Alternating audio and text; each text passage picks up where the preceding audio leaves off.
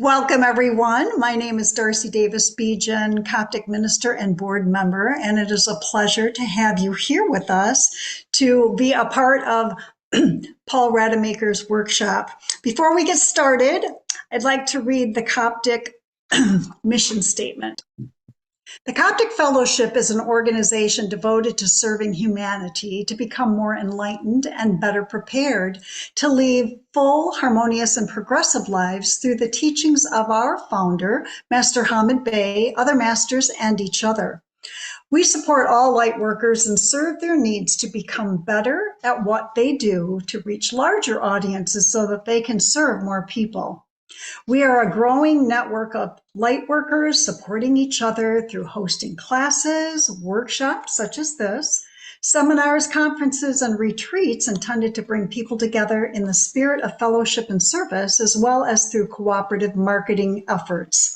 The Coptic Fellowship is not a religion, but a philosophical way of life, empowering each person on their individual path to the one consciousness.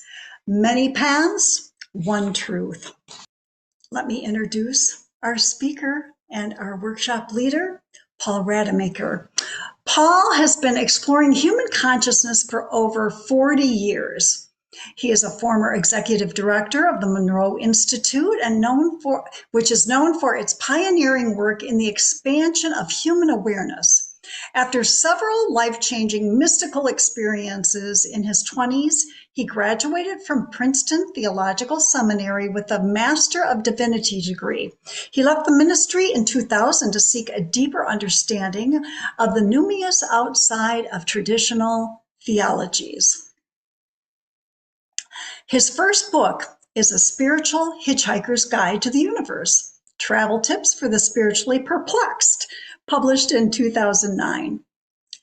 His latest book is Through the Wall of Reality, How the Heart Transforms Time, Money, Dreaming, and Enlightenment, published in 2025. Paul also offers a 6-week online course called Secrets of Time, Money, Dreaming, and Enlightenment, which is available at glidewing.com. And so I am going to let Paul take over, introduce what he's speaking about tonight, which has to do with some of those topics that I just mentioned from his book. And welcome, Paul. Thank you so much for being with us. Thank you, Darcy, and thank you all for taking the time to be here. It's such a pleasure because what I'm going to present tonight is really pretty new for me, and it represents sort of the cutting edge of what I'm really interested in, and it's this really difficult, often traumatic interface between spirituality and money. If you're on the spiritual path, you probably have felt that tension at some point because this subject of money tends to take up so much of our time and energy. It almost dominates our existence in so many ways. When you add up the number of hours that you spend working or paying bills or shopping or anything, going to the bank, doing taxes, it's an enormous part of our slice of our life. And so often that can begin to crowd out our spirituality and the things that truly matter to us if we're on this path. Of course, if you're not on the path, it's a little bit different tension, but it's still tension nonetheless, because there's something about money that keeps us always on edge. I wanted to start our time out today because we are talking about money as it relates to spirituality by doing some shameless promotion, self-promotion. This is my book here, and I wanted to read the first introduction to it because it sets the tone in a lot of ways in the context for what we're going to be talking about. So here we go. Sometimes the world explodes into an almost unbearable kind of wonder, even in the most devastating of circumstances. That happened to Tara Reese when, without any warning whatsoever, her teenage son, Finn, committed suicide.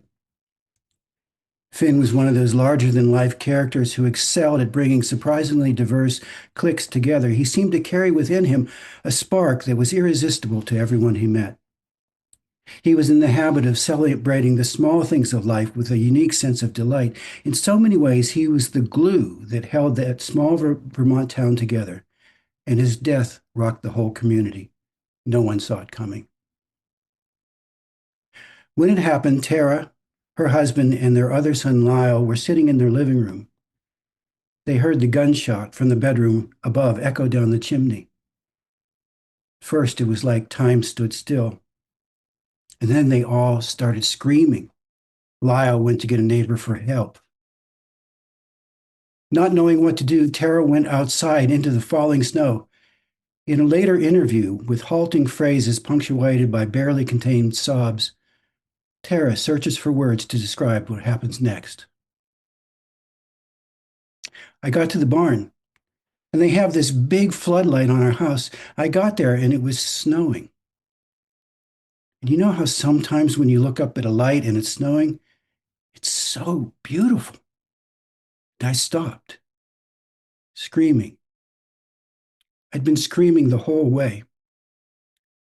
And I looked up at that light, and it was snowing, and it felt like there was no time. And the whole life flashing before your eyes thing, I guess that was part of that because I could see Finn at all of his ages all at once. All at once.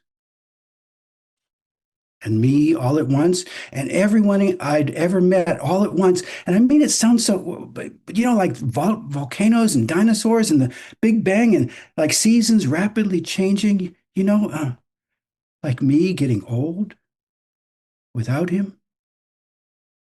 Him being old, it was kind of like me feigning God. I'd say that's the best way I've ever described it. And I felt like Finn was gathering all of what was left of him, like the energy that still was like everywhere. He was just such a big person. And I was sort of waiting, kind of patiently almost, for it to all gather. And it was like, zzz, it just sort of got in me. And somehow I felt it. I've explained this like very few times, but it was like infinite compassion for every single person that had ever lived, including me and including Finn for doing this. I remember saying out loud, "Oh," like I understood for just a second there why we were alive. And it felt like it was for each other. I first heard Tara's story on a truly remarkable podcast called Rumble Strip. Erica Heilman is the one-person writer, host, editor, and production company. This episode was called Finn and the Bell. It won a Peabody Award. In commenting about this story, Erica makes a poignant observation. I think this story is about how extraordinary our tiny lives really are. And also that our capacity for love is second nature to us, not just our capacity to love each other, but love as a natural resting state. And that one that we forget about most of the time. Most of the time, we're just going along, and then something really big happens. Somebody is born, or in this case, somebody tragically dies. And it's right there, this natural resting state.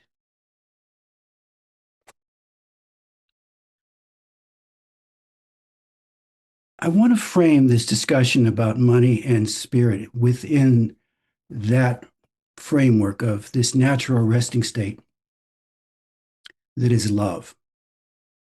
That's who we really are when we drop the mask and we sort of melt into our true essence. And so often when we are confronted by this issue of money, that's the one thing that gets put in the background somehow. And so I think it's really important that we bring that into the foreground as we talk about this interface between finances and spirit. So often when somebody is talking about this from a spiritual perspective, either teaching or doing a workshop or offering a course online, it's very tempting to look at spirituality and use that as a vehicle for somehow getting money or getting rich.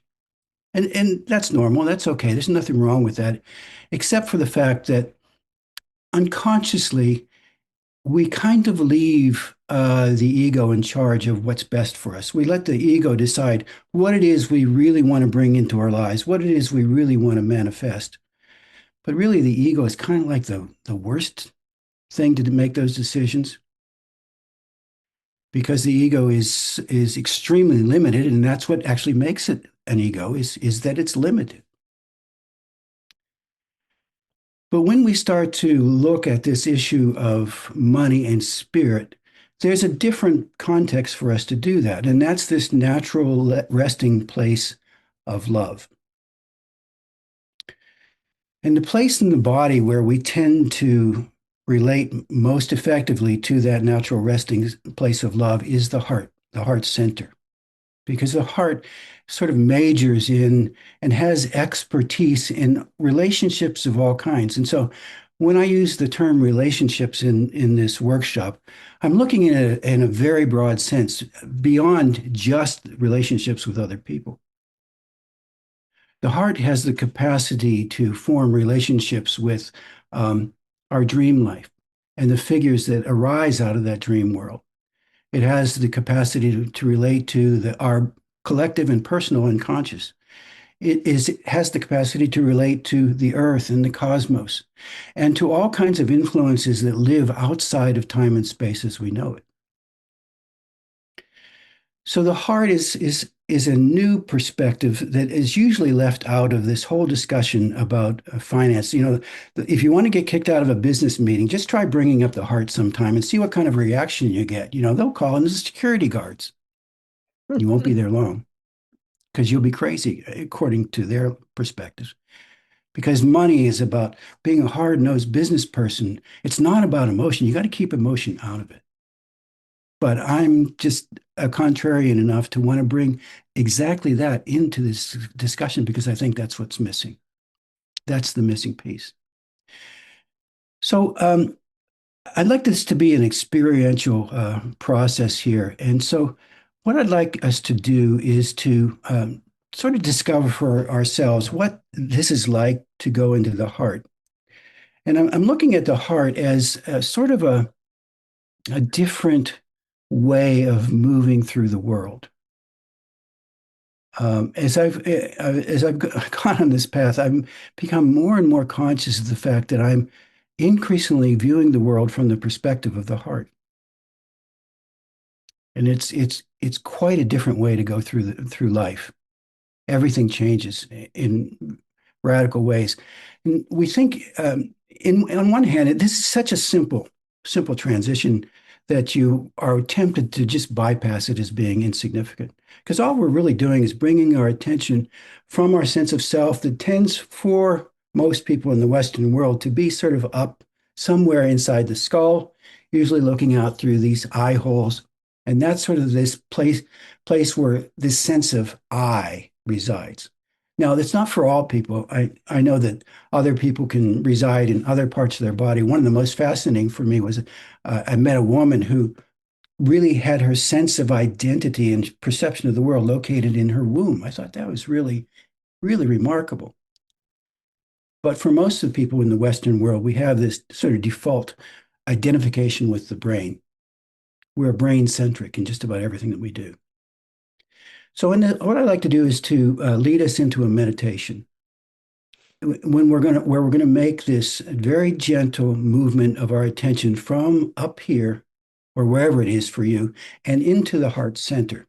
Now, I'm not talking about the physical heart. I'm talking about the heart as an energetic center of which the physical heart is part. So with your permission, what I'll do is lead us through a bit of relaxation. And then I'm going to ask you to focus on your breath. And we're going to do this in a way that this breathing in is a very gentle kind of breath inward, almost as if we're breathing so gently, it's almost like we're not breathing, as if we're kind of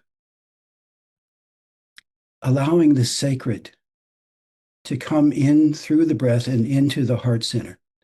And when we get there, um, we're not going to do anything. I just want you to notice what's the difference that you're feeling, sensing, maybe even seeing, maybe even hearing of this place in the heart.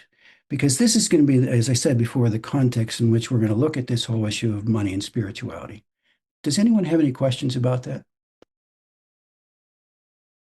Okay. So what I'd like you to do is just to get very comfortable, relaxed in either your chair. Some people might want to even lie down for this. Oh, one more thing I wanted to mention. I discovered something just recently. My wife bought. Have you seen those fireplace apps that you can get on the TV, and it's like you've got a fireplace on your TV? And I thought, wow, that's pretty cheesy. And then I sat in front of it, and it was so interesting because it created a space that was very meditative and really took me right into the heart space. And so I was so hoping I could incorporate that into this presentation, but I'm terrible with technology and I couldn't make it work. So I would encourage you just to fool around with that sometime. Just find it one of those apps and when you're alone or when it's quiet in the house, just move into that space using that app. And it's surprising how easy it is to get into the heart space when you do that. Okay, so let's get relaxed again and just kind of claim your natural breath, whatever that is.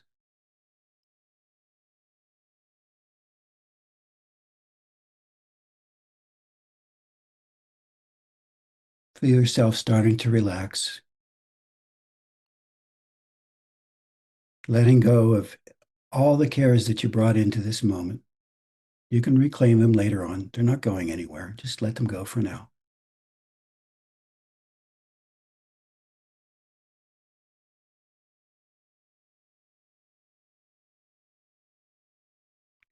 And now, starting with your feet, imagine for a minute that you're dipping your feet into a warm bath. Feel your feet relaxing, letting go, even expanding.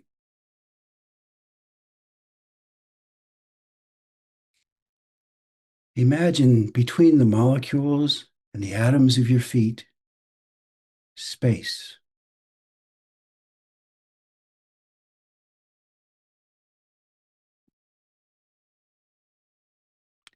Now move your attention up to your shins and your calf muscles, your knees and your ankles.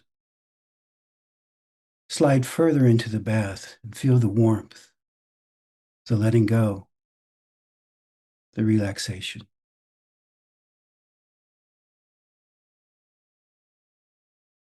Between the molecules and atoms of your lower legs, imagine space.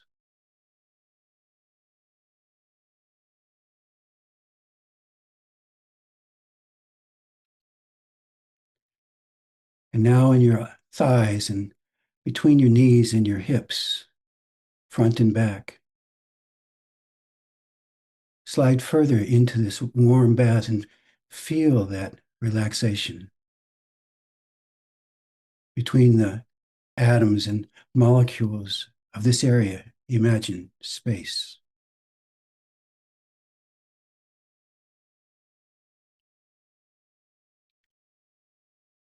And now slide further into the bath so that your pelvis and waist are just covered in this warm, relaxing water. Feel the letting go between the atoms and molecules of your pelvis. Imagine space.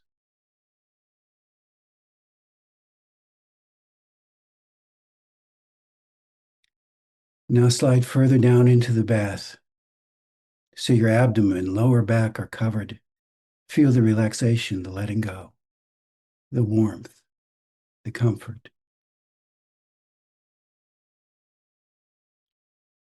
Between the atoms and molecules of this area, imagine space.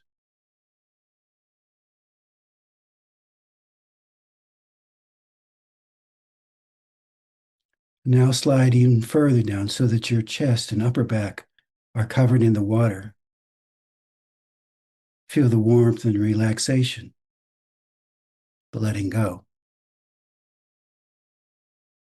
Between the atoms and molecules of this area, imagine space.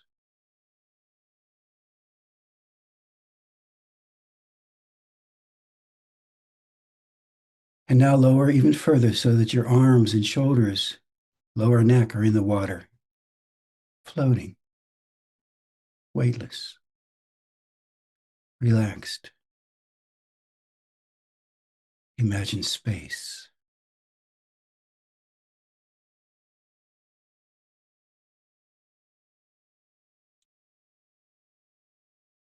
Now slide in a little bit further. Tilt your head back. Feel the water surrounding your upper neck, the back of your head, the top of your head, your ears.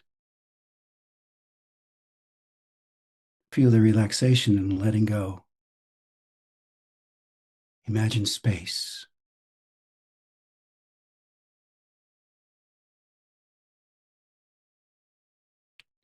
Now imagine somebody comes with a warm, wet washcloth and gently places it on your face. Feel the letting go in your lips, chin, cheeks, eyes, forehead. Imagine space.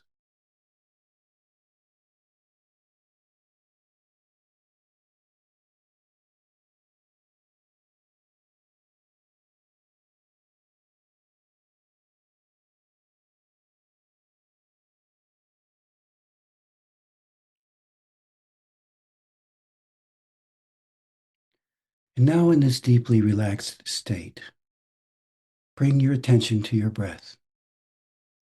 We're not altering the breath, except just maybe making it a little more gentle, quiet, like breathing in the sacred. Follow that breath as it makes its way down into your lungs and then surrounds your heart. Bring your attention with that breath into the heart center.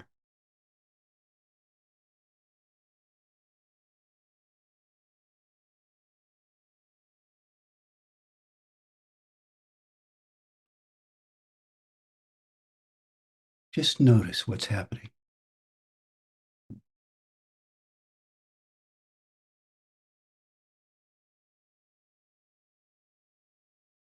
How are you different in this space?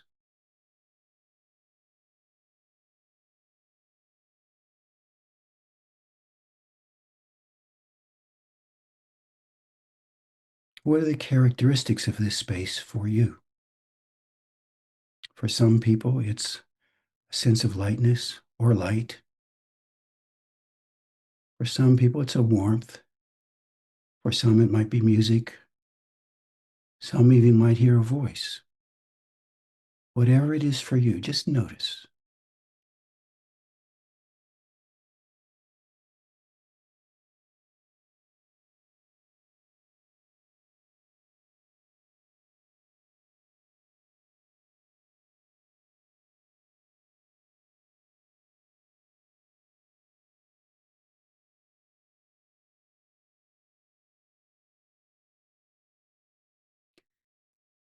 Now imagine this space of the heart as an energy field, unique.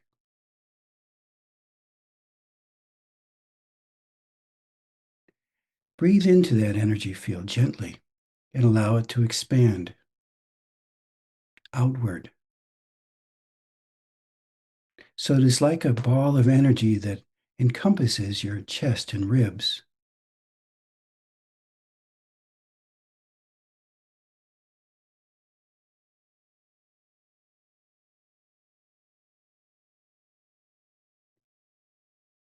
And now breathe in again and allow it to expand even further so that it encompasses your whole body.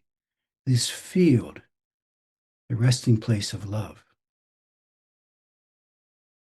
natural, healing,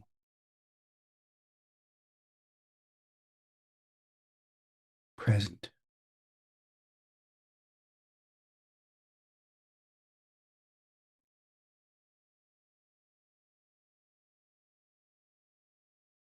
And now it expanded one more time, this time to embrace and encompass those who you love and care about, those who are closest to your heart. Allow them to enter this energy field, the natural resting place of love.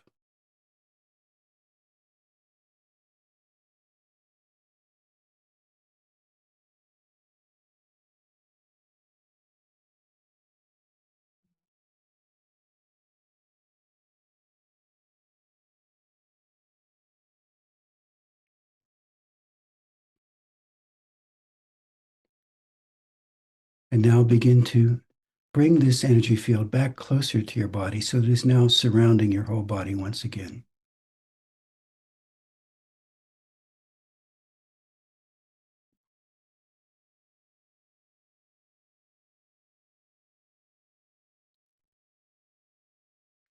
And now bring it back even closer to the surrounding just your rib cage and your chest. But as you do so, remain in the center of that energy field so that now you are within that energy field in the chest area.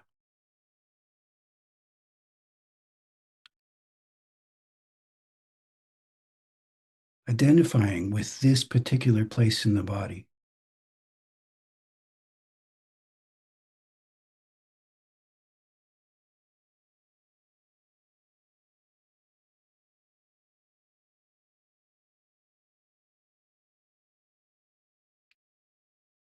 And now one more step, just bring it back to the original place where you first sensed that energy field and remain in the center of that.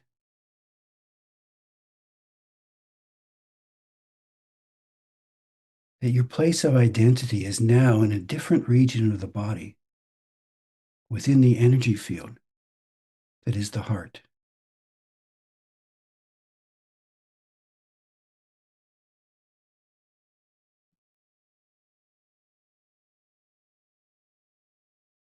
Sensing the world as if you are now in this new location and new identity.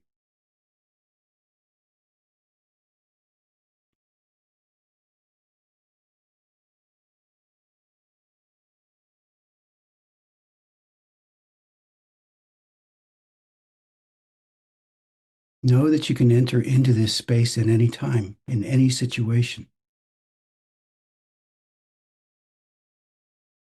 And when you do, you have changed the consciousness of your being, your perspective on the world in profound ways.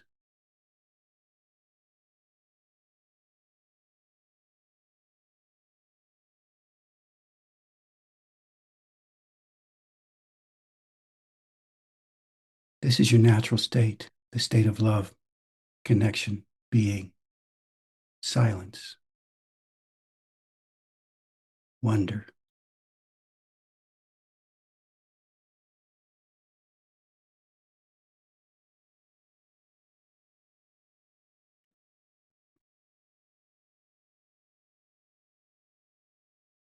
Knowing that you can return to this state at any time, now begin to leave this state and return to your normal waking consciousness. To do so, I will count back from 10 to 1. 10, 9, 8, 7, 6, 5, 4, 3, 2, 1. 1. Awake and alert. Welcome back. Does anybody have anything you want to share out of that? Any reflections? Any surprises? Did it feel normal to you?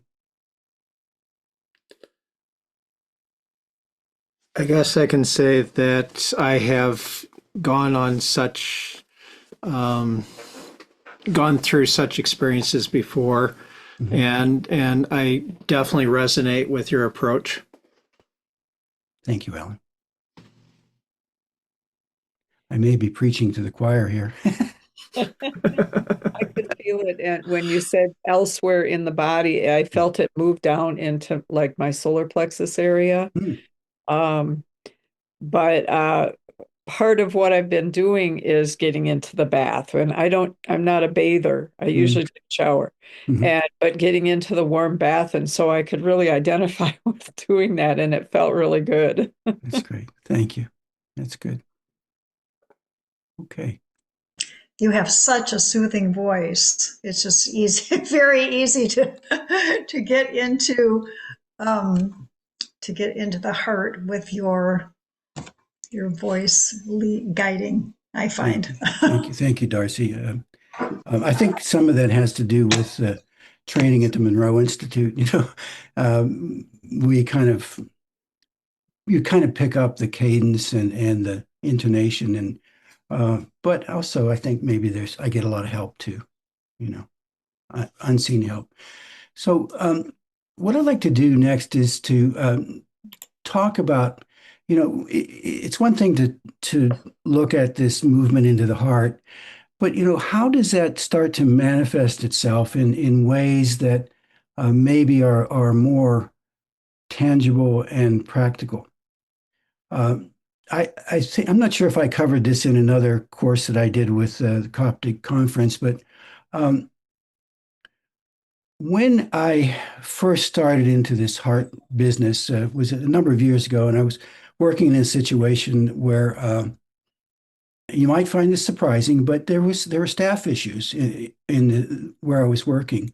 It was a great environment and wonderful mission and doing great work in the world. But for some reason, it seemed that so many people that I loved on staff couldn't find a way to work together.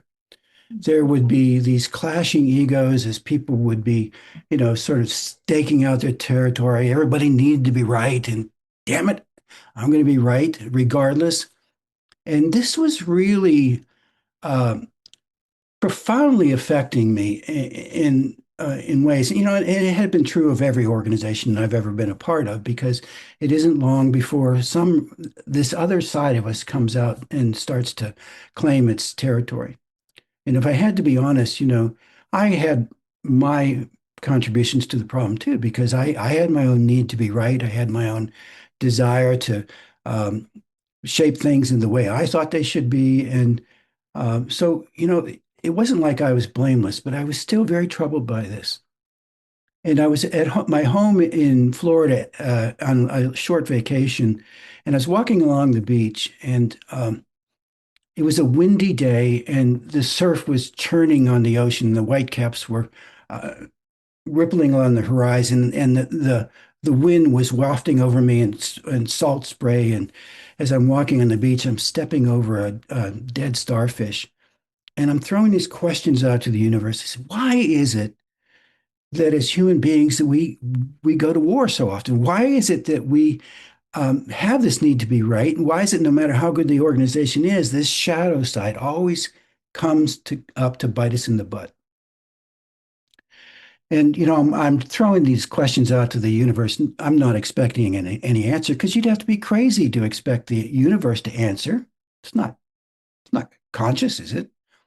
Well, no sooner were the questions out of my mouth than four words came barreling back to me. They were very clear, very precise, very terse. And it was simply, go to your heart. Now, that sounds like kind of a sappy thing, and certainly non-specific, but it didn't feel that way to me, because I've heard this voice on several other occasions, and each time it seemed as if it represented a dramatic change in the course of my life. And so I took it in that vein. I still didn't know what to do. But that night I went to bed, and I simply, as we just did, I moved my attention from my head and down into my heart space. And the first thing I thought, this is kind of cool. I like this space. This is really not, because I all my life have been driven by this angst. You know, it's like oh my God, the sky is falling and I'm not good enough. And this voice was always just hammering me day and night. And when I went into the heart, all of a sudden that voice went silent. Well, I didn't even know that was possible. And I noticed that also that it seemed as if this mild depression that had been stalking me most of my life, I can never understand people who would say that they love life because it wasn't a love life for me at all. It was like, oh my God. And so the depression started lifting after I did this for a few nights and actually started to feel happy.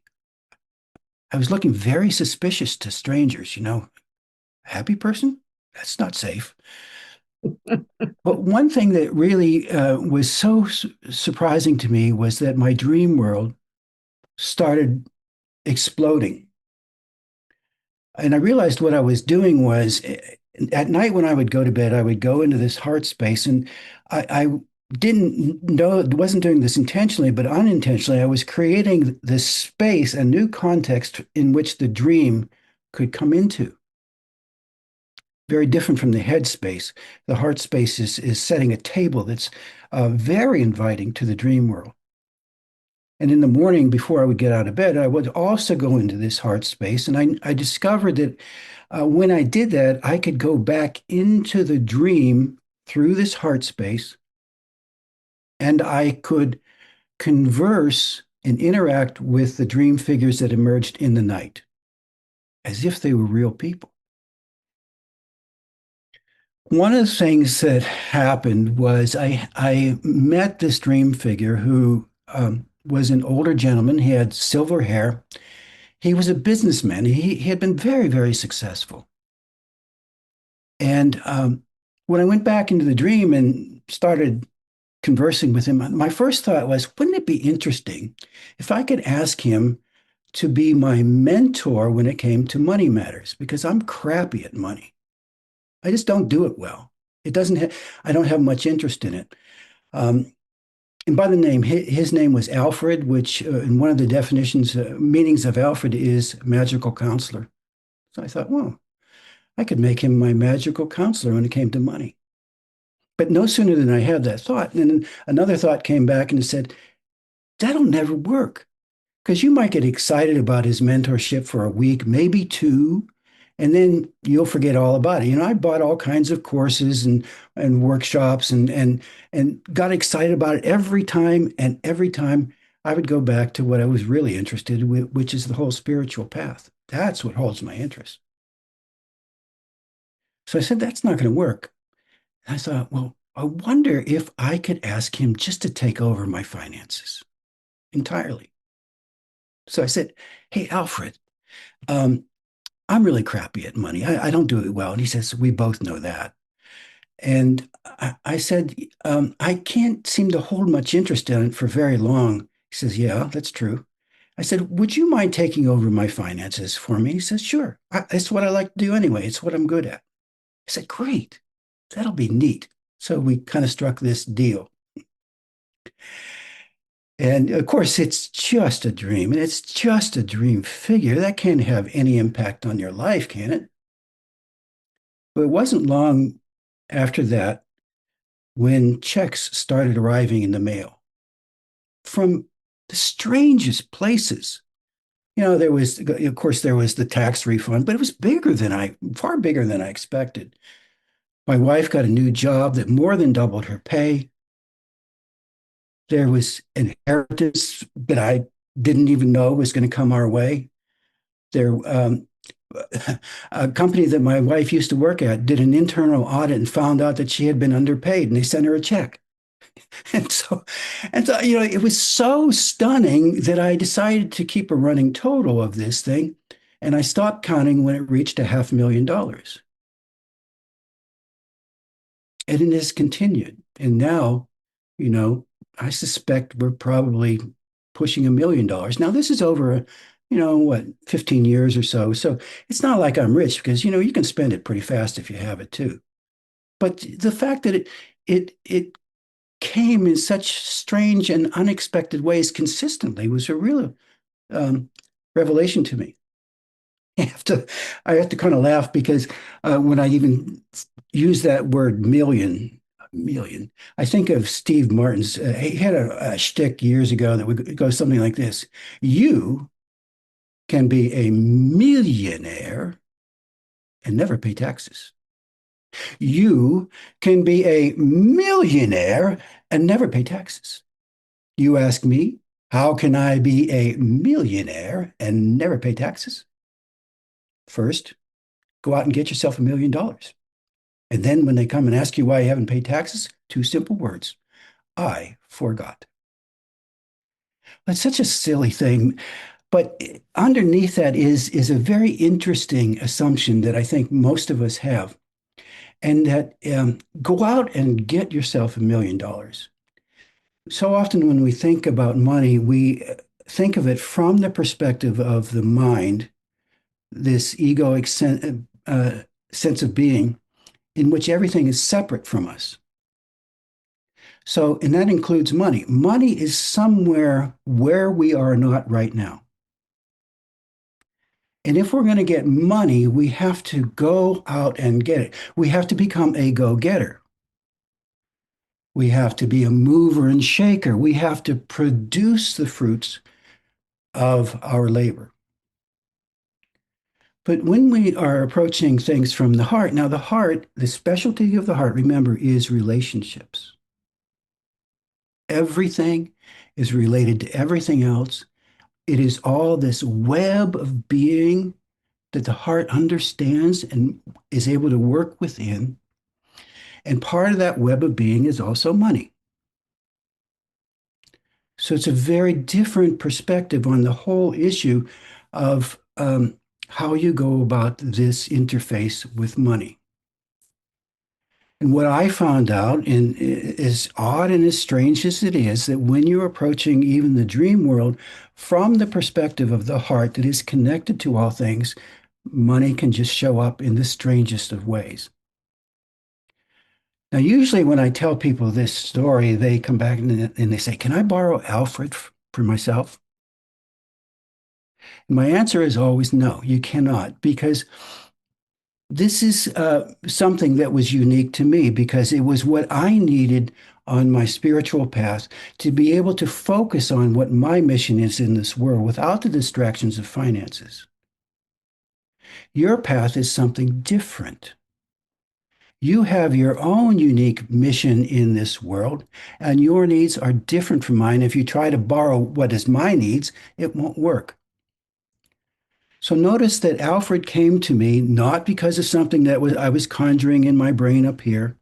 Alfred came to me out of the unconscious.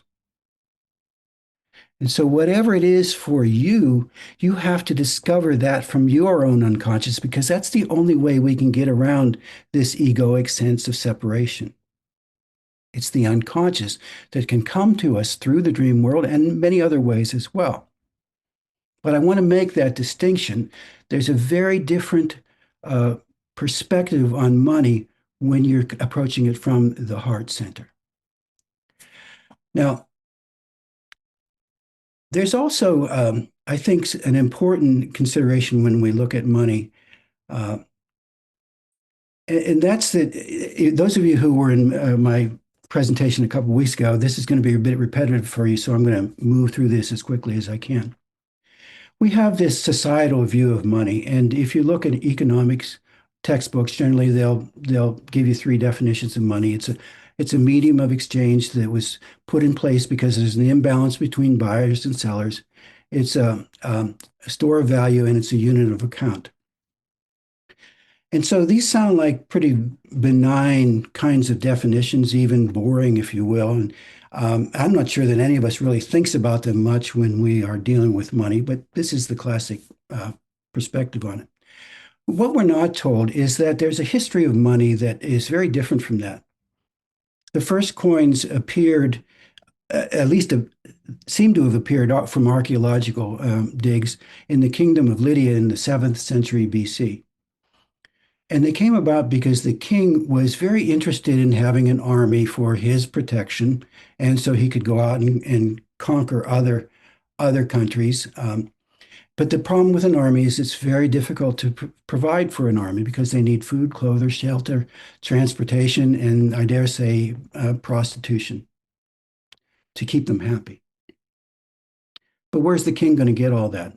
He came up with this really brilliant idea. He created the first coins that were made out of a combination of silver and gold. It was called electrum, and put the imprint of the kingdom on the coins. And then he paid his army in those coins.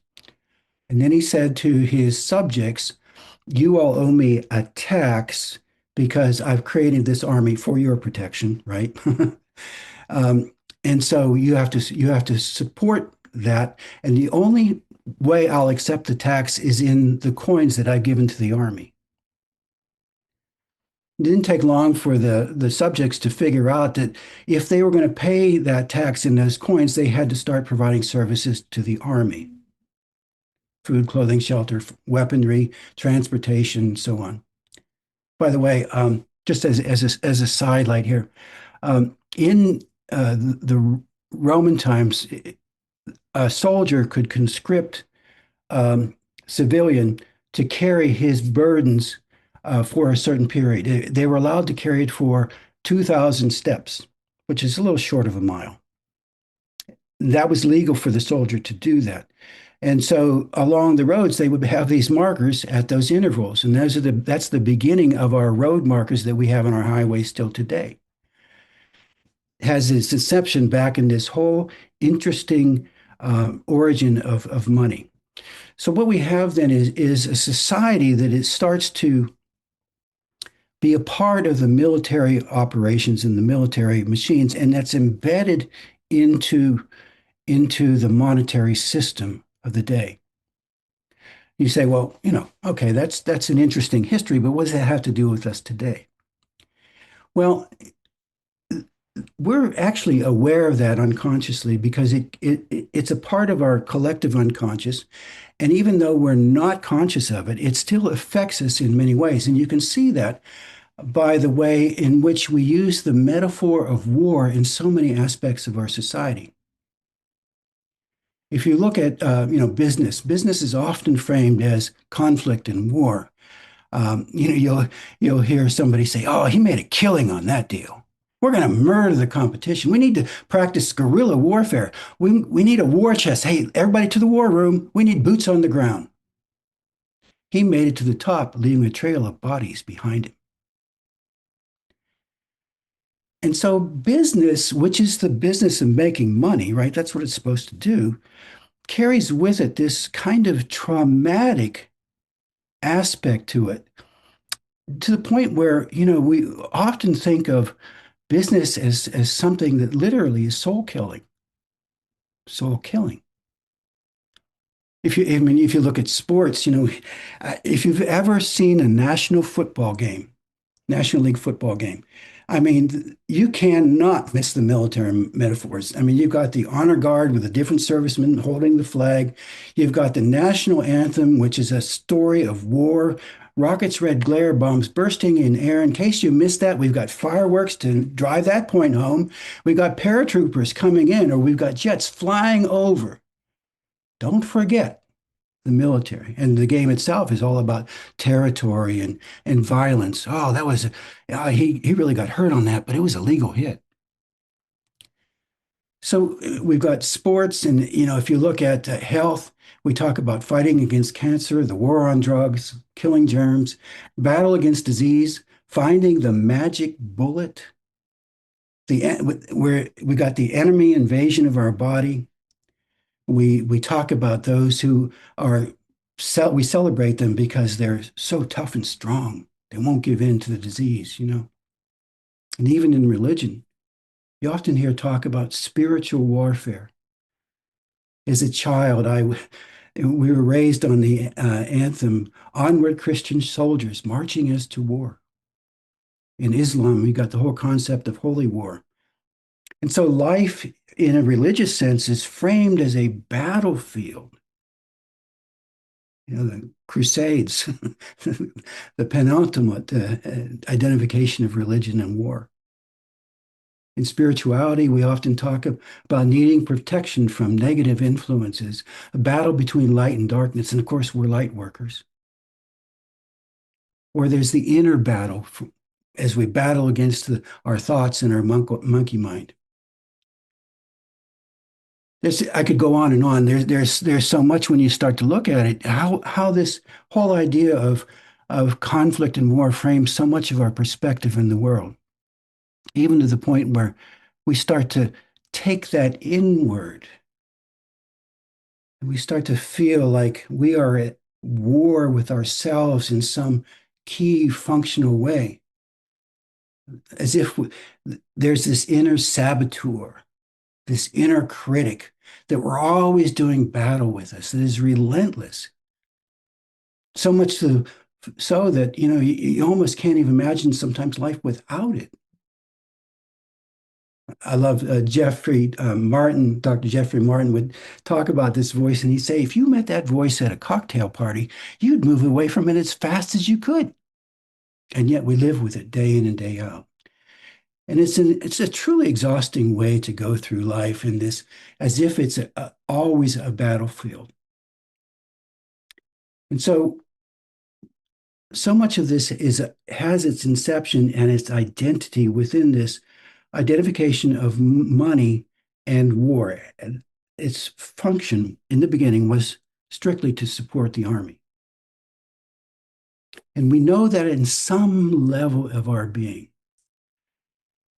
And I think I'm trying to make the case here that this identification of war and money does live on us, and certainly in the metaphors that we have, but it exacts a certain penalty and trauma in our lives that carries over into so many different areas.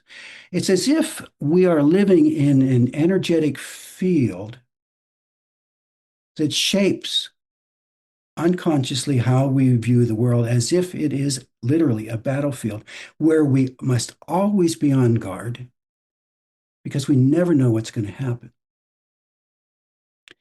Now, it sounds like I'm really talking negatively about this and also about the ego, but I want to make sure that you understand I'm not. I'm just looking at this as part of our history, okay? Because so often when you move through a spiritual tradition, you'll hear this terminology about sort of needing to kill off the ego to embrace the all. And I think that's a big mistake, because the ego actually is a quite marvelous thing when you look at it in a different perspective. I don't know if I should say it. Recently, I've had an experience. I won't give you the background from it because it'd be too long of a story. But I came to realize that at the heart of the universe, there is this amazing paradox. And I've experienced this, so it's not conjecture for me. So for me, it's like, wow. On the one hand, you have the all, that's this web of interconnectivity, this sense of oneness that is priceless. It's awe-inspiring. It's amazing, absolutely beyond anything that you can imagine. And on the other hand, you have this isolated individual sense of being that is disconnected from the all. And what I've come to understand is that from the universe's perspective, this is as priceless, as wonderful, as incredible as the all. It's an amazing thing. Think about what you have to do to come to this individual state of being. Here you are, you're outside of time and space. You are expanded beyond anything you can imagine right now. By comparison, you are infinitely powerful, infinitely knowing, connected to everything in the universe. And yet there's a part of you that wants to, just wondering, what is it like to be limited? I wonder what that's like. And so look what you have to do to explore that option. You have to create this world in which you come in and you are totally and utterly helpless. And also you have to create amnesia as to what you actually are. Think about it. You come in as a baby, you can't walk, you can't talk, you can't crawl, you can't even roll over, you can't feed yourself, you can't change your diaper. Talk about limitation. I mean, that's extraordinary. And then you have these parents as you're growing up who are always saying, no, no, no. And then you get a brother or sister and you find out you're not the only thing in the universe. And then you become a teenager and then you're dealing with all these hormones and clicks and the cruelty of, it's like this constant pounding on you. And then you go to college and you think you learned something, and then you go to work and you find out you don't know anything. And then maybe you become a parent, and then you really find out you don't know anything. There's nothing so humbling as being a parent. And you grow older and your body starts to break down. And so you have all these limitations, and all of these are designed to create this sense of identity that is utterly unique. It's painful, but something extraordinarily precious is being created. It's precious because nobody in all of creation has your point of view. It's not duplicated in any way. Nobody else can look back on the universe and tell your story. It's infinitely precious. And I think that anybody who comes into this life, I don't care what their story, you are a hero. You're amazing. You're incredible that you would take this on. And it's a wondrous thing. So when we talk about money from this perspective, money is part of this whole process of creating this individuated sense of being. Because if there's anything that keeps us off balance, it's money. Just when we think we have it figured out, something changes. The stock market changes. An investment goes bad. Somebody hacks us, and we're the victim of identity theft, or the whole thing collapses, or there's a banking emergency, or whatever. And so we come to a point where all of this trauma is useful in creating this identity, this unique sense of person. And the ego, as a result of that, I think is a very precious thing. But where we get into trouble is that we tend to put the ego into control. And yet, like I say, it's an extremely limited thing. I'm convinced that the proper role of the ego is to be a witness to the wonder of the universe as it unfolds. And it's a very different place from being a go-getter or working and getting by the sweat of our brow and the labor of our own hands. It's a very different perspective. So there comes a time, though, when I think it behooves us to move beyond this individual sense of being and begin to reintegrate with the one and the all. And I think that's the next step for humanity. I think that's where we're headed. So that instead of extinguishing the ego, the task for us is to bring that ego into relationship with the all so that they are mutually informative. Now, I've talked about money as being something that helps us to move to this sense of individuality. And I've also talked about it creating a field effect that we live in unconsciously in our society. If you understand it as a field, it sort of begs the question, is that the only field that we can interact with? I would like to suggest that there is another field that we have already touched on today, and that's the field of the heart. The natural resting place of love is a context in which we can consciously begin to embrace this whole question of what money is in our life and what its role is. The heart is an energy field.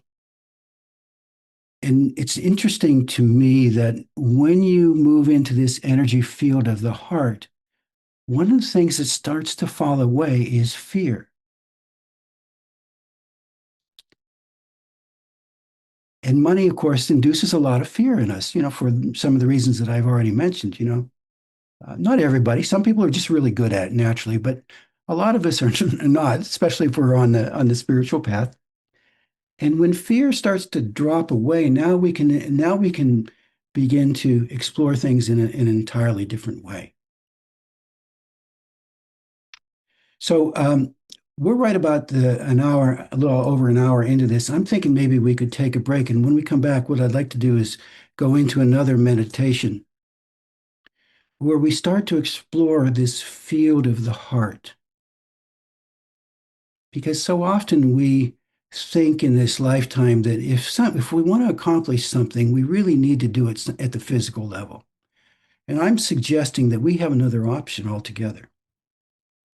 The field of the heart is places everything in an entirely different context.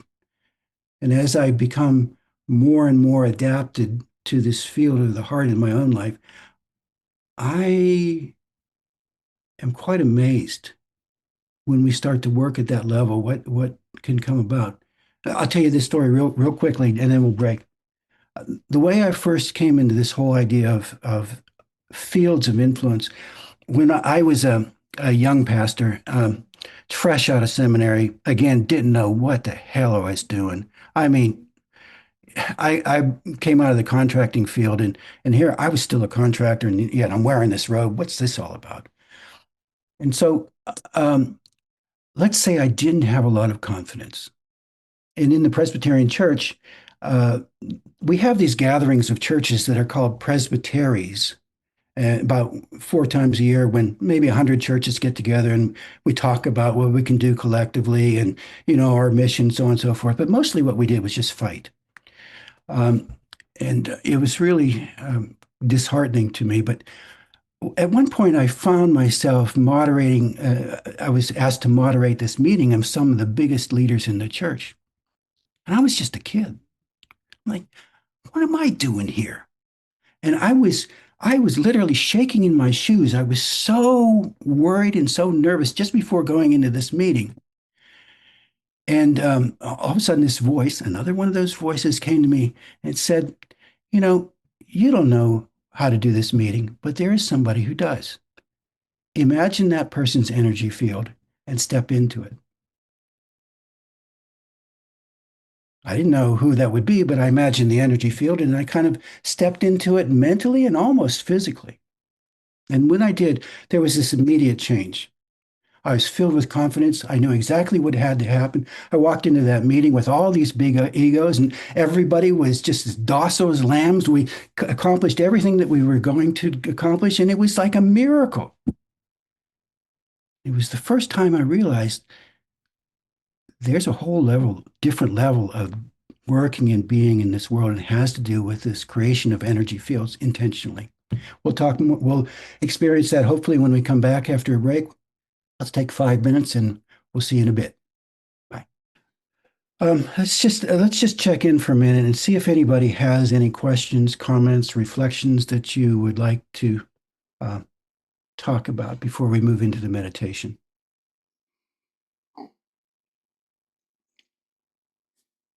I resonate very much with what you're talking about with the heart, with the heart space, because my coaching business is called Heartstream Life Coaching, and we talked about this a little bit personally, and but it just it is amazing what can transpire when you are connected with that energy. I have experienced things myself where it just, oh my gosh, how did that happen? Could you mention maybe one of those experiences that you had? Well, even something as simple as a little prayer that I often do is, please go before, Holy Spirit, go before me and make my way smooth and easy. I mean, super simple, and it never fails me.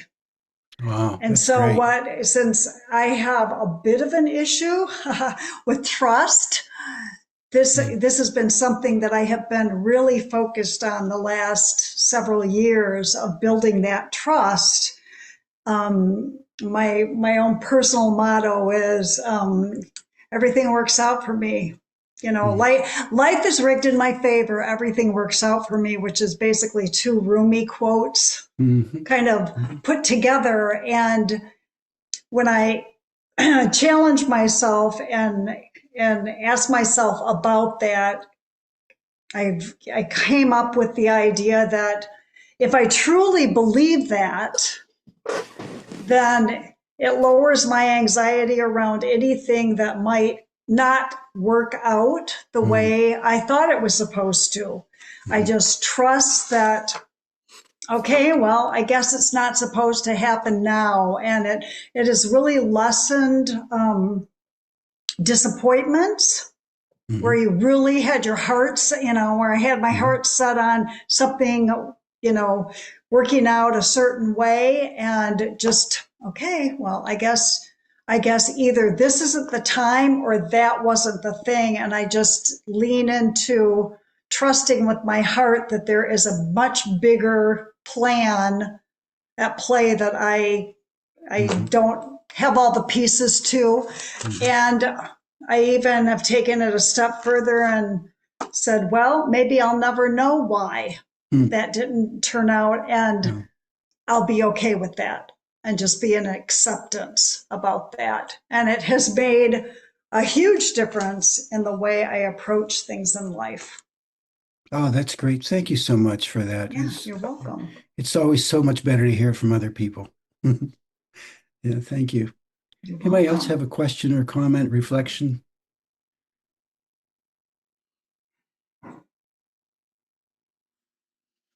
Okay. Well, I'd if just like some, to take a minute oh, and sure, go ahead. say, welcome, Alyssa. Hi, We can't Alyssa. see you, but we're glad you're here.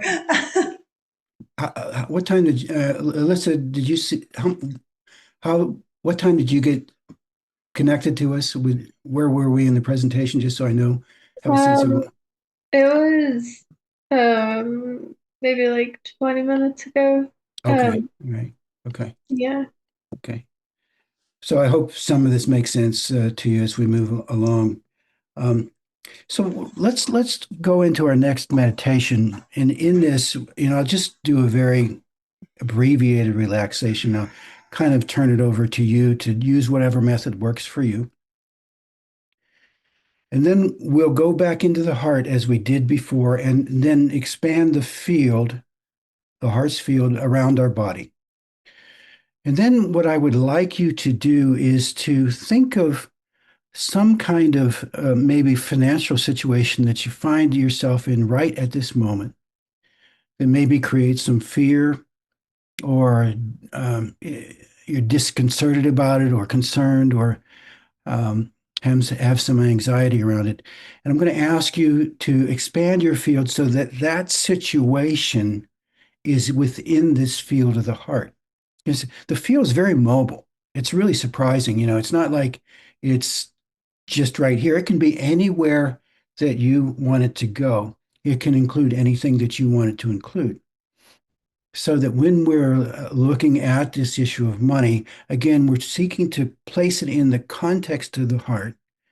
And when we do that, we're automatically moving into the values of the heart, which are relationships, love, compassion, connection. And so that's the framework in which whatever this issue is that you're bringing here gets reframed in that new context, and that's what we're seeking to have happen here. We're not trying to change anything because if we're trying to change something, we're up here. Okay, the heart is about allowing what is to be and resting in that. It's a natural resting state of love. Okay. Now, something may change or it may not change. Something might change for you in the meditation itself. It might change afterward, but it's not something you're dreaming up. It's not something you're trying to direct to a specific outcome. Because remember, if you're doing that again, you're up here, and this is the very limited aspect of your being. That's why we're not going to try to change anything. We're just going to allow it to be in this new context. Anybody have any questions about that? Yes, go ahead, Mike. Michael, go ahead. Yeah. I had to unmute. I for the first time really in my life, the last couple of years, I haven't been super concerned about money. Mhm. And but I find myself wanting to go places and have experiences, and the people that I would do that with are concerned about the money more so than I am. I see. So I'm not quite sure how to connect all of that, because a lot of these things that I want to do, I really would rather do with someone. Mhm. And when you're traveling, I mean, if you go, usually it is double occupation. Like if you go on a cruise, Mhm. I can't rent a stateroom by myself. I'd have to pay for both Yeah. people. And so I kind of have to bring people along with me. Mhm. And so it's kind of like they're more in a state where I used to be. And I'm more in a state of just relaxing into a lot of things. Great. So that would be an interesting thing to bring into this meditation, just that whole setup that you described. And let's just see what happens. This is all an experiment and nothing more. So there's nothing to get attached to or worry about it. It's just an experiment. We're having fun here, okay? All right. But thank you for that, Michael. That's a wonderful thing to look at. All right, so let's go ahead. Oh my gosh, the time is just flying by here. Okay. Um, so let's get into a relaxed position again, and we're going to gently breathe in and exhale. And take your own method of relaxation, whatever works best for you, and move through that. And then I will call you out of that relaxation as we move into the next step. So please go ahead and relax and enjoy this space.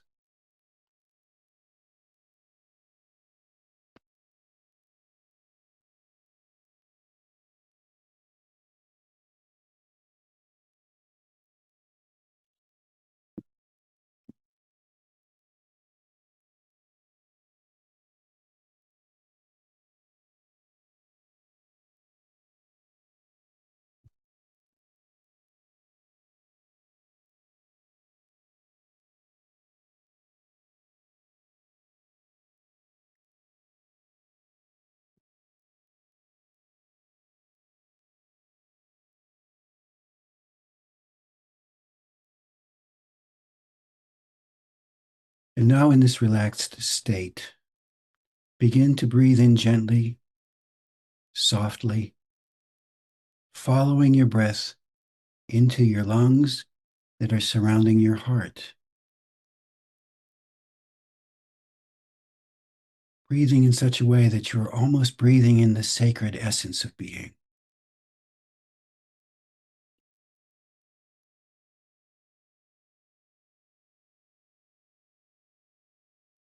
Notice what's different.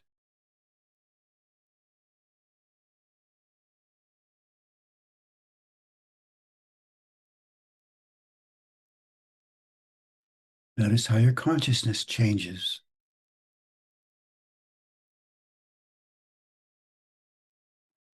Your sense of self,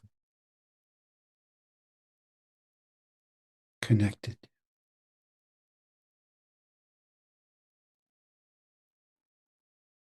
In a new relationship with the world.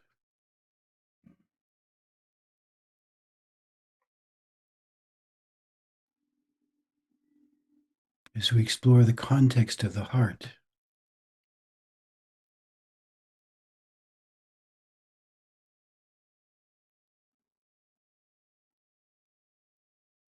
the energy field of the natural resting state of love.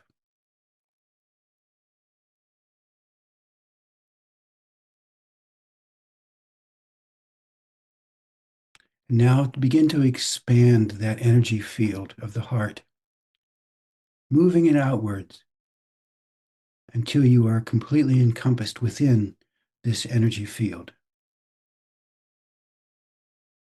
With new priorities of love, care, peace, relationship, compassion.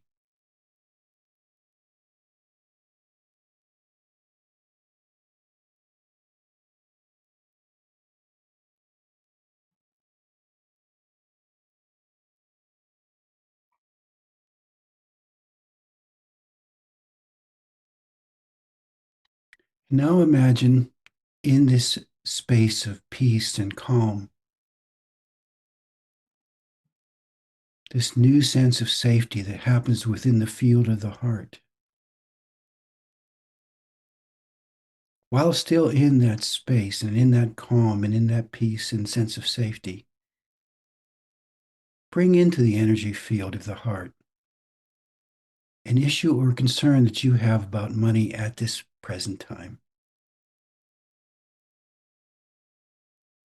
Just invite it in. You've been trying to keep it at arm's length, but now we're going to just invite it in.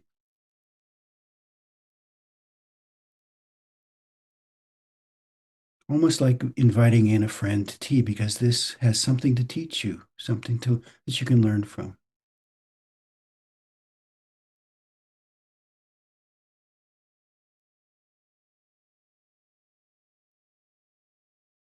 We're not trying to change anything.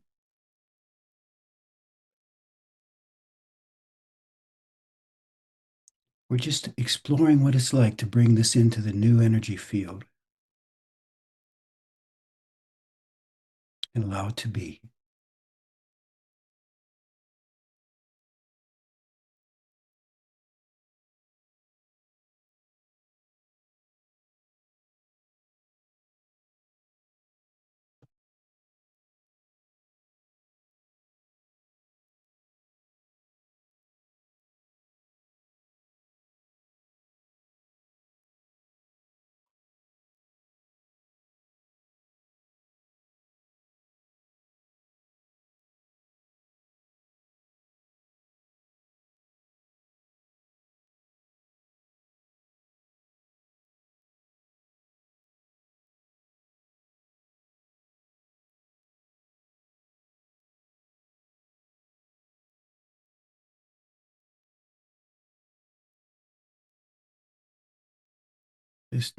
This concern is now within this energy field of love and compassion,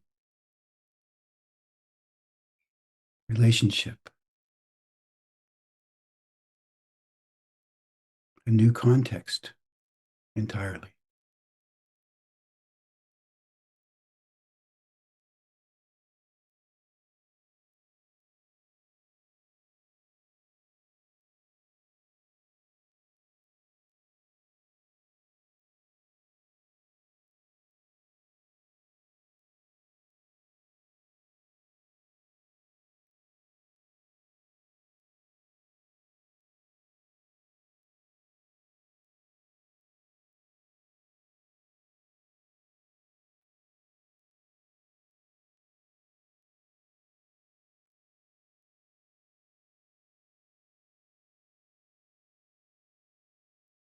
In this context, we're opening up to possibilities that we have never even begun to consider before.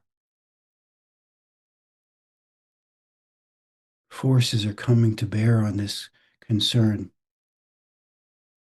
Forces filled with wisdom, understanding. Forces that love you far more than you can ever begin to imagine.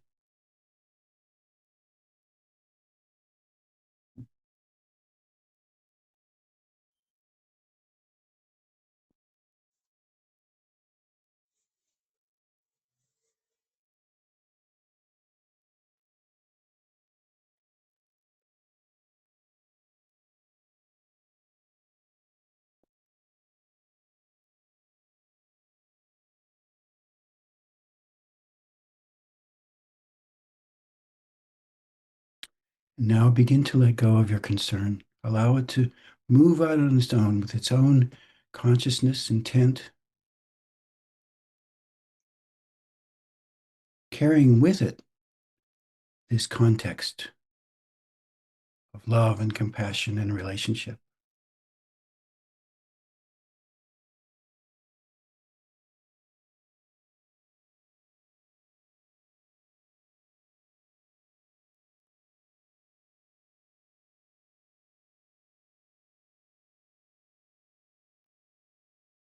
This is the energy of a new form of money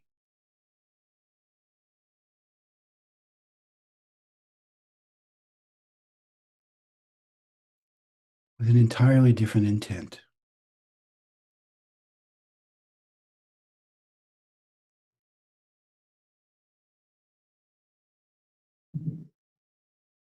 Begin now to let go of the meditation as you draw the energy of your heart field back into the center of your chest.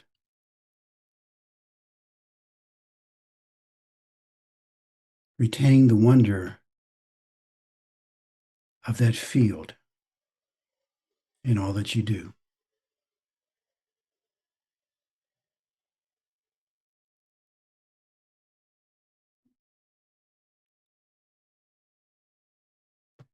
And when you're ready, begin to let go of the meditation, move your body, open your eyes, feel yourself fully back into this moment and present.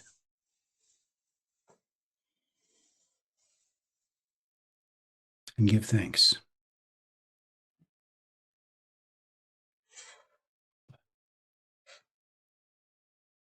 Okay. Thank you for participating in that. It's helpful to have other people because it helps me to get into it too. So thank you for that. Anybody have any reflections or questions you might want to share with the group? Hi, Jorge. Hey guys, We're glad you're here. thank you. Joined a bit late because I had something else, but yeah. But we're so grateful you're here, and we welcome you with open arms. And you can. This is recorded, as you probably already know, and you can pick up everything that we talked about up to this point. So, but we're just glad you're here. Thank you, Paul.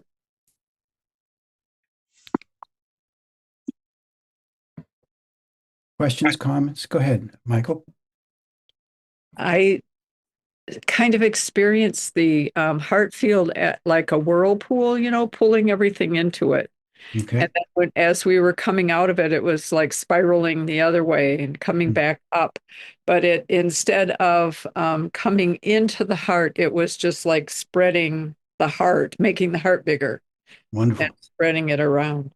It felt really good. Mm. And the thing I really hope that you begin to understand is that this is not imaginary stuff. You really can craft your world and your environment, and just you create a field that affects the people around you in very interesting ways. It's almost like you become attractive to people, because you're carrying um, a field that's very different from the normal um, angst that people live with. And so this is a gift to the world. So this is not just about money and your personal journey with money. This is really has world-changing implications, both at a large scale and a small scale too. Um, I've been amazed, and I think I mentioned this a couple of weeks ago. As I'm working with this, it has changed my perspective of the world so dramatically that I find myself in awe, almost to the point of tears, sometimes to the point of tears, because I'm so overwhelmed by the wonder and the majesty of this world. And so when you're living in that field, it's like you've rediscovered the Garden of Eden in some ways. It's a change of consciousness that changes everything. So thank you for that, Michael.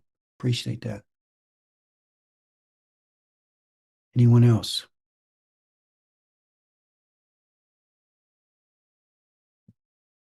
I mean, I joined a bit late, but and that was a beautiful point, Paul. I think that was mainly, I'm assuming what the workshop was about, I guess, being more rooted in the heart and Right. emanating the field to everyone else, right? But I don't know Mhm. if you can add to that, anything I missed or anything else you really wanted to leave everyone with. Yeah, you're a quick study. You you got to the heart of it. The point that we're trying to emphasize here is that there's a particular energy field that has gripped our culture at this point in time around this whole issue of money, and it's a very often trauma-inducing kind of field. Some would call it soul killing, and that is particularly injurious to those of us who are on a spiritual path. But the point is that there's an alternate field, many alternate fields, but this is one of them that we can begin to explore intentionally, which is the field of the heart and the values that come out of that that are so dear to the heart of love and compassion, Mhm. relationship, and so on and so forth. And we can bring that field to our dealings with money too. And so we begin to integrate them in a very interesting and unique ways. So thank you for that, Jorge. Anyway, go ahead, Darcy. Um, Something that just kind of occurred to me, um, or I just remembered, is that love is the heart's currency. And so, not on, when you think of it in terms of money or substance in our lives, when we enter into that heart space, then and it waves out into the relationships, and love being the currency within that relationship, it can be very healing and affirming. So, yeah, Thank just you. wanted to share that. Thank you, Darcy. I had mentioned that a couple of weeks ago, and I think it's worth sort of revisiting very quickly. Um, when you look at near-death experience, people who go through a near-death experience often come out with a very different value system. And they realize that the most important thing in the universe is love and compassion in relationships. And that becomes the center of their work in life from that point on. And so I was making the point, and maybe you found it from other places, that this this love is actually the currency of the universe. This is what is Mhm. of ultimate value. And this is also backed up in like the Harvard study, which followed 724 men and then their spouses and offspring starting in 1938 up until today. So they have this vast database, and they found that the one thing that most dramatically affects happiness, well-being, longevity, mental acuity is the quality of one's relationships. In other words, love above Mhm. everything else. So there's this currency of the universe that is love, and we as human beings have been built to respond to that. The aberration is the currency system that we have right now. So when we start to move in concert with that through the heart, we're now moving with the flow and intent of the universe. And we find that we get a lot of support as we do that because we're not trying to swim upstream anymore. We're moving in the same direction that the universe is moving. So I thank you so much for bringing that up, Darcy. I really. Absolutely. Um, so the things, and this is all about true value. What is truly of value in life? And um, and for me, you can talk about being rich or you can talk about being wealthy. Being wealthy doesn't exclude richness, but it is far bigger than that. It's about this magnificent, wondrous relationship that we can have with the world and with other people, and with that lies beyond this world, beyond the sensory world, that provides a tremendously enriched and wondrous existence. Okay. In the time that we have remaining, very quickly, I kind of I don't I had a third meditation that I was going to do, but I'd rather maybe let you do this on your own. but I want to set this up in this way because in our culture, part of this energy field that we find ourselves in, we are often at war with time itself. Time, especially in the business world, right? If you're ever in business and a corporation, one thing that you're going to come right up against is this thing called a deadline. Think about that, a deadline. There's this line in the future that you got to cross in a certain period, and if you don't, somebody's going to die. It's that serious, right? I mean, that's sort of unconscious, but we react to it with that sort of traumatic um, response, and so time becomes the enemy, which is really kind of odd because when you think about it, time is really all we have. That's what life is, Life is the time that we have. And so we think of time in a certain way. When we're looking at it from the egoic sense, the separation sense, we tend to divide everything up. And so time is the thing that keeps everything from happening all at once. And so it segments experience into years, days, um, hours, minutes, seconds, nanoseconds. And these are all just strung in line to make it look like there's a story, but they're all discrete entities. So time becomes something that is always running out because the time that's most important to us is the time between birth and death, right? Because that's what we're related to. So time, like money, remember, we're often told that time is money. Time is always something running out, as money can always potentially run out. Time is something that we spend, like we spend money. And we trade the hours of our life for dollars for survival. And so our lives become identified in this monetary sense when we're really so much more than that. But if time is money, if you can change your concept of time, then you're going to probably change your concept of money too. Um, uh, Shortly after I started on this path of the heart, I was sitting at my computer one day, and all of a sudden, this question came into my head that had never occurred to me before. And afterwards, I thought, how could I have not thought of that? It seemed so obvious. But the question was, is it possible to experience life other than my habitual perspective of me operating in an environment that is not me? When I thought about, my whole life had been this me in the physical world, and then there was the world outside that was not me. There was me, and then there were the people that were not me. In my dream world, it was the same thing. I had this point of view that was me in this environment that it was not me. Same with the experiences at the Monroe Institute. Anything I could think of, it was always me in that position, me operating in an environment that's not me. It's a strange question. It just had never occurred to me. 2 hours, 2 hours after that question popped into my mind, I got an email from a guy named Jeffrey Martin. Jeffrey Martin would come by the Monroe Institute when I was working there every once in a while, and he was interested in what we were doing, and he was doing something interesting, though I was very hard pressed to know what it was. I only found out later that what he was doing was he had gone all over the world talking to people who had gone into states of consciousness that we might call Christ consciousness or enlightenment or nirvana. And he would sit down and question them relentlessly to find out exactly how it was that they got to the state that they were in. And he was relentless. And he developed this enormous database about things that actually work to help people to move into altered states of consciousness.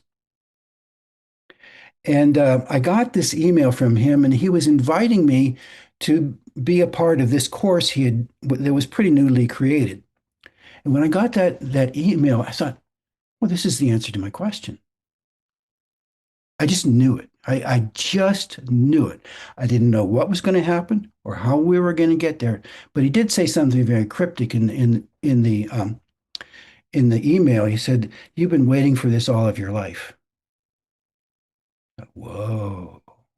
Okay. So at that time, the course was about 20 weeks long, and we worked our asses off. I mean, meditation for sometimes like 3 hours a day. We had all kinds of data that we had to fill out in research forms, etc. He was a great researcher. And toward the end of it, I began to realize that I was, in fact, experiencing a different way of being that was not me operating in a world that was separate from me. That was me operating in an environment that was not me. I discovered this state of being that I called undifferentiated silence. It was silent because this silence that I had begun to discover in the heart now got really deepened. Everything went quiet. It was still. And also, it was undifferentiated because there were no parts to it. There were no pieces. There were no separations. And it wasn't just that I was visiting this state of awareness. I became that state of awareness. I identified as that state of awareness. Now, I tell you this story because there's something very interesting that happens from a perspective of time when you're looking at this. Because the question popped in my head, and then 2 hours later, the path opened up for its discovery. And I began to realize that the purpose of a big question like that is to set you on a quest. That's the root of the word question, is quest. And it's not so much the destination that's important, it's what happens on the journey as we are transformed by the journey. So the question then becomes, where did the question come from? That original question that popped in my head, where did it come from? It came from that place in the future where it was already answered. So now what happens here is we're looking at time not as a sequence of cause and effect. We're looking at time as a whole. Sometimes you may have heard the term the fullness of time. This is the fullness of time. When I was working at the Monroe Institute, I had the opportunity to spend a lot of time with Skip Atwater, who created the remote viewing program for the U.S. Army. We were colleagues. We had these wonderful conversations, and every once in a while, in the middle of the conversation, Skip would just kind of like fade out, like he just went to another place. When it first happened, I'm thinking, should I wake him up? What's going on here? And I slowly began to realize that when this happens, you better pay attention because when he comes out of it, it's going to be a gem. So we were talking this one time, and he went into this space, and he comes out of it, and he says, Paul, information travels both backwards and forwards in time. Actually, I didn't know that, but over the years, it's started to make more and more sense to me. Our perception of time in this sequence that only moves in one direction and that cause happens over here and it leads to an effect later on is not the whole story. What this means then is that cause can be located in the future, a future where something has already been accomplished, casting a questions backward in time or the stimulus that sets us on this journey. It's all one piece. So when we're looking at this question of money and spirit, if you change time, you change money. Our usual way of looking at money is that through cause and effect, right? We do something now, we invest for the future, and that will create a nest egg that we can retire from. Or we do this work now, giving up our time, and it will result in some benefit in the future. But if time is a whole, something's very different there. Now, the part of the body where we can begin to play with this new sense of time, and we don't have time, we got a deadline here coming up. And the part of the body that very often we experience time with is the gut, the abdomen. You've often heard people talk about a gut instinct, or I just felt it in my gut. You might hear maybe successful business people say, I really just listened to my gut.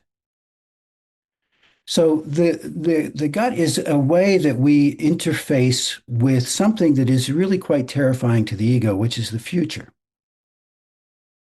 Because it's the future that the ego is so worried about. Oh my God, what's gonna happen?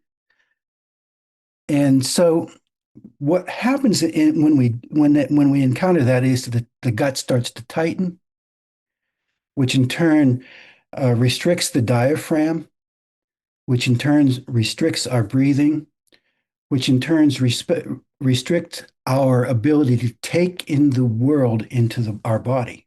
And it's a defensive posture.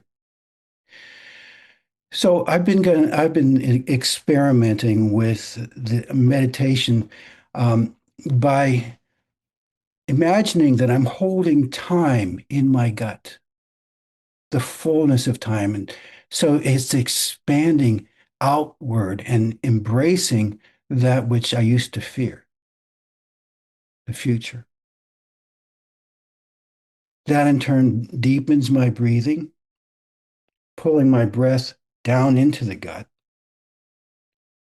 And now I'm inviting the future and the world that used to be not me, that is now me, into this place of being and into the context of the heart and the gut now working together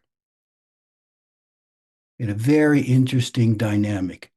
And we really don't have time to go into that any more than just that. It's a little teaser for you.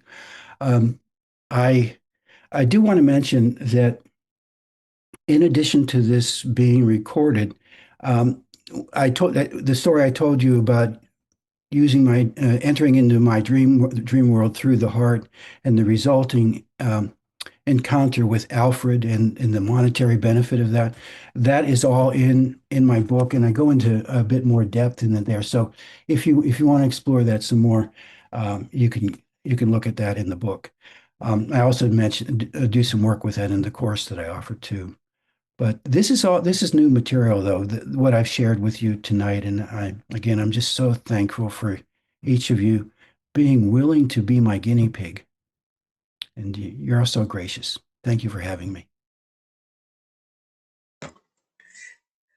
Thank you so much, Paul, for joining us this evening and enlightening us in your experiment and for sharing that. So before we say good night, does anyone have a question or comment that they'd like to share with the group or Paul?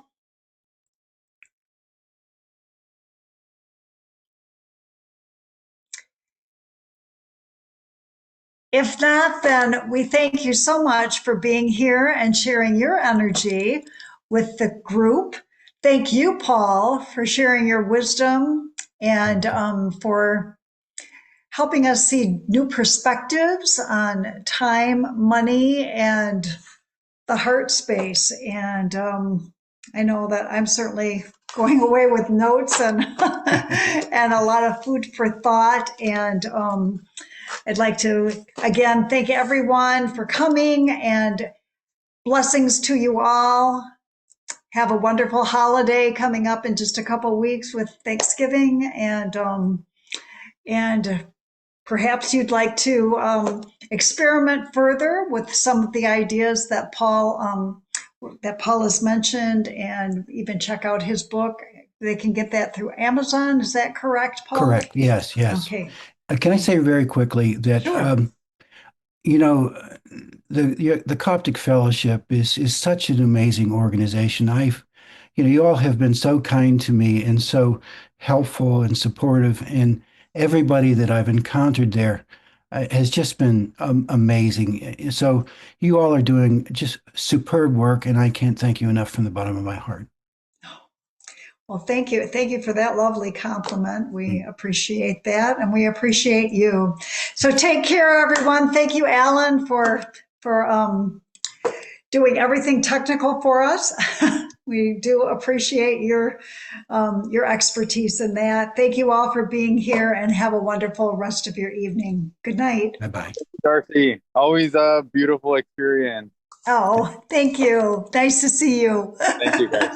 Bye, Jorge. Take Bye, care. everybody. Have a great night. Bye-bye.